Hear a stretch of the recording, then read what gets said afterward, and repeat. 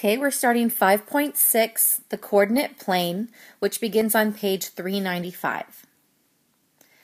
The map shows the layout of a small town. The locations of the buildings are described in respect to the town hall. Each unit on the grid represents one block. And you notice that they have this little compass for you as well, so you're not having to guess which way is north, west, south, and east. So go ahead and do 1 through 4. Pause the video now. When you come back, we'll go over the answers. Okay, so for number 1, it said to describe the location of the barbershop in relation to the town hall. So here's our town hall, and here's our barbershop, and we need to go 1, 2, 3, 4, 5 blocks east. Then for number 2, it says what building is located 7 blocks east and 5 blocks north of town hall. So 7 east would be to right here, and then 5 north would be right here, and we would end up at the firehouse. Violetta is at the library. Describe how many blocks and in what direction she should travel to get to the supermarket. So she's here at the library. She wants to get here to the supermarket. So she needs to go 3 blocks east and then 3 blocks south, and that will land her at the supermarket. Number 4 says the town hall and the bank are both located on the vertical number line. So town hall and the bank are on the vertical number line. The number 0 represents the location of the town hall on the number line. What number represents the location of the bank? So that would be 1, 2, 3, 4 would be the location of the bank. Identify points in ordered pairs. A coordinate plane is formed when the x-axis and the y-axis intersect at their 0 points.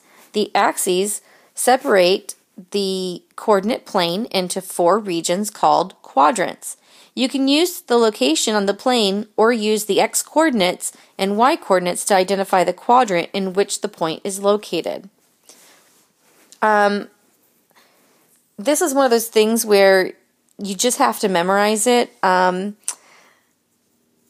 It's counterclockwise and it starts on your right. So if you're right-handed, hopefully that'll be easy to remember. The main thing for remembering that this is where we start is that this is literally the quadrant you guys started with. You learned positive, comma, positive, and that's quadrant 1. From this point, we're going to go counterclockwise, and we're going to have 1, then 2, then quadrant 3, and then 4. And as we go around, it gets, a different level of difficulty, and it includes our negatives. When we're in quadrant 2, you'll notice that our x-coordinate will be negative, and our y-coordinate will be positive. Then when we go to quadrant 3, you'll notice that everything's negative. Our x-coordinate will be negative, and our y-coordinate will be negative. And then when we go along to our 4th quadrant, we're going to have our x will be positive, but our y will still be negative. So there's always going to be a negative involved when you're talking about any of the other quadrants. That's why we learned quadrant 1 first, because everything was positive. Back in the day, everything were positive numbers, right? Now we're learning all these other numbers. So example number 1 says to identify the ordered pair that names point C. Then identify the quadrant in which it's located. I'll tell you, the way that you're going to remember how to do the quadrants is just label them. Always start with 1 because that's the one you know, then 2, 3, 4, going counterclockwise. C is in the first quadrant. That's the first thing I know. Then to be able to figure out what this point represents, I go along my x-axis because it's always x comma y, always, always, always, x comma y, and on the x-axis, we're at 1.5. Then we go up to the y-axis, and I see that we're at 1 on the y-axis. And so our ordered pair for point C is 1.5, comma 1, and it's in quadrant 1. Boom. Identify the point located at -1/2 and -1. Then identify the quadrant in which it's located.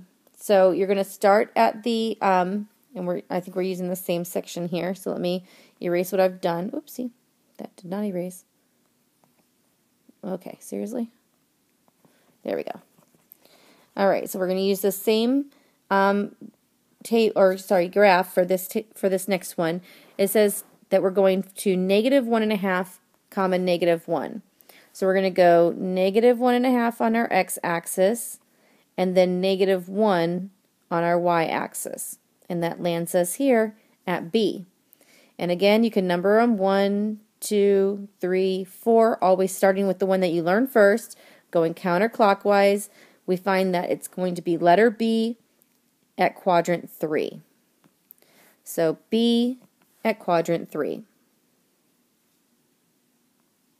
And anyway, if they're both negatives, then you'll know that that's going to be our quadrant 3.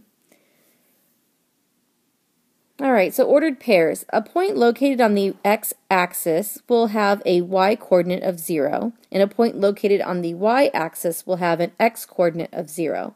Points located on an axis are not in any quadrant. So if it lands on the line, like right here, it's not in a quadrant. It's on the x-axis in this case.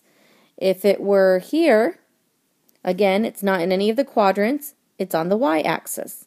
So the location is on the y-axis, not quadrant 1, 2, 3, or 4. Y-axis would be the location. All right, so A and B are both having you refer back to example 1 and identifying the points. So go ahead and do A and B on your own, and when you come back, we'll go over the answer.